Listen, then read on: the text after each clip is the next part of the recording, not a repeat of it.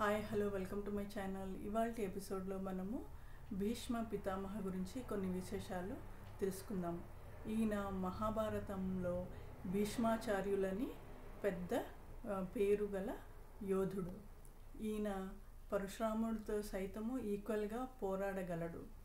ఈయన అత్యంత ధైర్యశాలి, ధీరుడు, యోధుడు. అలాగే ఈయన భీష్మ ప్రతిజ్ఞకి పెట్టింది పేరు.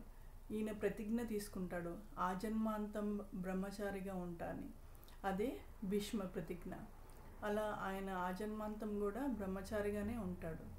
ఆయన దగ్గరుండి పాండవుల్ని కౌరవుల్ని పెంచి పెద్ద చేసి మరి మహాభారత యుద్ధం వరకు ఉండి మహాభారత యుద్ధంలో కౌరవులకి సేనాధిపతిగా వహించి ఆయన చివరికి బాణాల అంపశయ్య పైన ఆయన ఊపిరి బిగబట్టి తర్వాత ఆయన ప్రాణం విడుస్తాడు.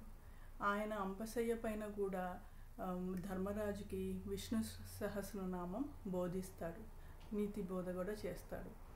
అట్లా భీష్మాచార్యుల వారు ఒక గొప్ప యోధుడు. ఆయన ధైర్యశాలి, ధీశాలి, అన్నిటికీ ఆయన ప్రతీక. అయితే మరి ఈయన మహాభారత యుద్ధాన్ని ఆపలేకపోతాడు. కురువృద్ధుడైనా కూడా కృపాచార్యులు, ద్రోణాచార్యులతో కలిసి కూడా ఈయన ఆపలేకపోతాడు.